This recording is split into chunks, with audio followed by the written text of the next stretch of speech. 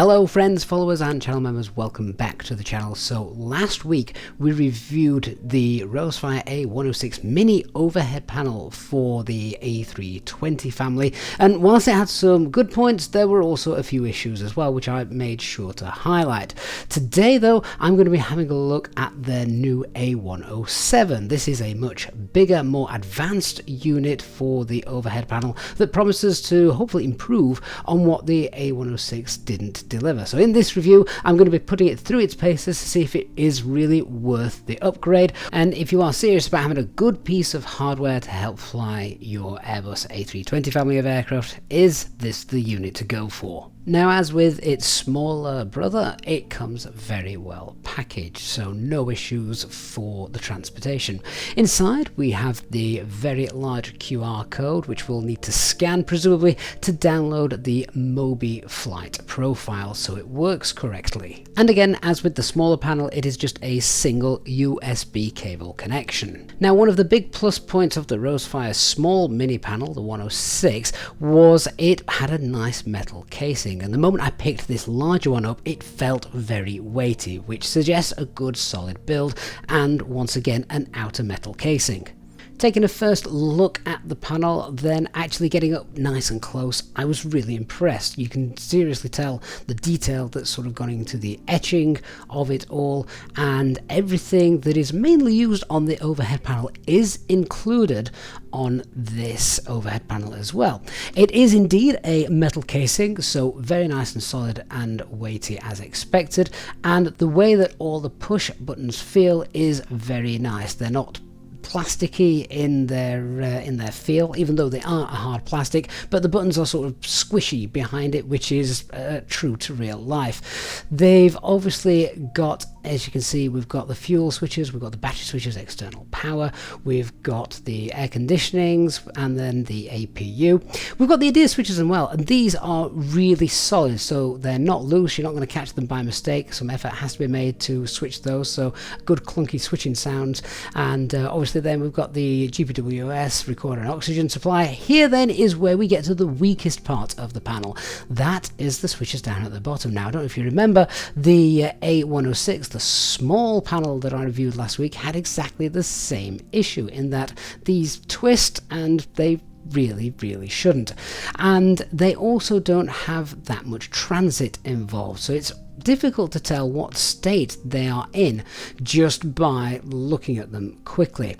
This is definitely the weakest part of both this panel and the mini panel, that 106. The same with the seatbelt sign switches. Whilst these are really nice and solid to actually flick up and down, they don't transient enough, so you don't really know easily which position they're in, whether they're on or off. The overhead integral light panel, this switch feels really nice. It's not loose, it's not overly stiff, it's just, well, really nice.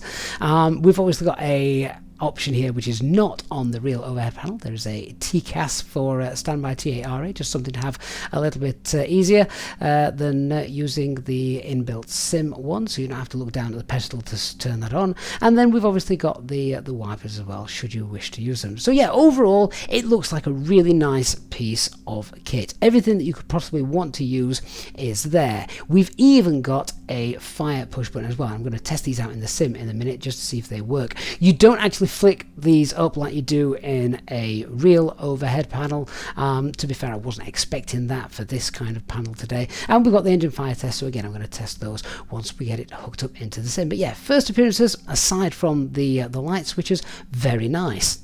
The next step then is to download the profiles for MobiFlight, which the unit works with. That's done by scanning the large QR code, and it just takes you to a Google Drive folder. In there you've obviously got the ability to download both MobiFlight and also FSGI PC7. Not quite sure why we have this in here, because you don't need it for this panel. I certainly didn't need it, just using it with MobiFlight, so we can ignore that. And then with MobiFlight then loaded up, we selected the the profile that we just downloaded, imported that to the panel, ran the quick test, and as you can see, that all worked. So now it was time to get into the simulator and see what the panel was like in flight. And with the Phoenix loaded up, we then just press the start button in MobiFlight, and sure enough, this is where everything is pretty much as expected. It of course all works seamlessly. Now the first thing that did sort of pop out to me is the colour of the on lights. They're kind of a sort of dark rich blue, where in the real aircraft they're maybe a little bit more greeny turquoisey coloured, but again at this sort of price and for this type of model we're probably not going to split hairs over that. You may catch glimpses as well at the top during the startup, the aircraft doing its self-test, the engine fire lights were just coming on and off. Now with a panel like this, it is also worth noting that when you do start MobiFlight, then whatever positions the switches are here in the physical panel is what they will appear to be in your sim. So if you have set your Phoenix aircraft up from a turnaround state, but you've got everything turned off here in the panel, well then everything's going to shut off in the sim. So I found that out the hard way. Turning on all the various systems then, and starting up the APU here on the panel, of course it replicated everything perfectly up in the sim aircraft as well. So we're not going to go through and check every single button because I've done it for myself just to make sure, and yes, it all works. Again, just pretty much exactly what we would expect. It was really geeky of me, but also kind of cool to sit in the cabins, flick on the seatbelt signs and see the lights illuminate here in the Phoenix aircraft, and the same as well just with the strobe lights, just testing it all out. Now I wanted to check out the engine fire test buttons, so slightly disappointed when pressing these that it actually doesn't say fire behind the red panels. It's basically just a light that illuminates, but it does mean of course that now when you are doing the engine fire test you can do it properly in the sim, because you can press this on the overhead panel and then obviously you can check out the ECAM that you should be getting on screen. Next then it was time for the light test, so we got the overhead integral light panel switch down here, and again this is very much like the smaller mini panel. You have to turn it a long way before you actually start to see any illumination. I think this could be done a little bit better. It's almost like on and off. You can adjust it as long as you're really slow and sensitive with your movements, but as you can see actually there's only a little bit of transit that brings in the light, and then suddenly all the way it all comes on. It's a very yellow glow. It's not the proper Airbus orange, but again you're going to be looking at a lot of money for that kind of detail, and it certainly does do exactly what you would expect. It lights everything back up, just the colour of it is not true Airbus. Again, unless you're spending a lot of money on a truly expensive professional panel, then you are going to probably get this kind of bleed through. You can just see that with the engine fire test lights. If the lighting is turned up all the way to the maximum, you can just see a little bit of bleed coming through the backs. It's perhaps not quite as bad around the edges, and obviously you do want it around the push button switches, but yeah, you can just see on the engine fire test it's just poking through a little bit. So ultimately, what do I think about this panel? Is it better than using the sim panel? Well, obviously having any kind of hardware is always going to be a benefit. I'll be honest with you, I actually quite liked this. It's certainly got everything on it that you would use in a flight, whilst not having that much that you're getting into silly money for it.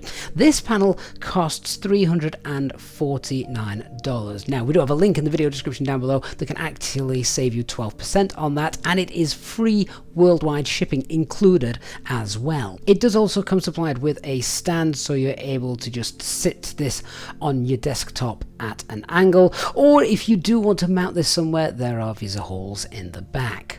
The biggest plus points for this unit for me is it is the perfect size, and it's got everything on it you could possibly want from an overhead panel. The metal casing, solid structure, really nice unit.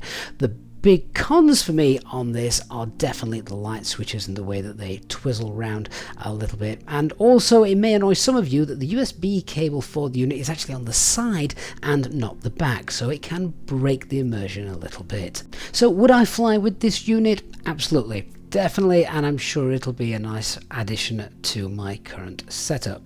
Hope you have enjoyed the video review, and of course if you've got any questions about the unit, then please feel free to leave a comment down below and I'll try and get back to you with the relevant answers. Thank you so much for watching. I hope you have found the video useful. If you have, of course, please don't forget to leave a like, and ensure that if you're not already a subscriber, you hit that subscribe button and turn on the notifications bell so you don't miss our future videos and live streams. Thanks so much for watching, and I'll see you all again on the next one. Bye bye for now.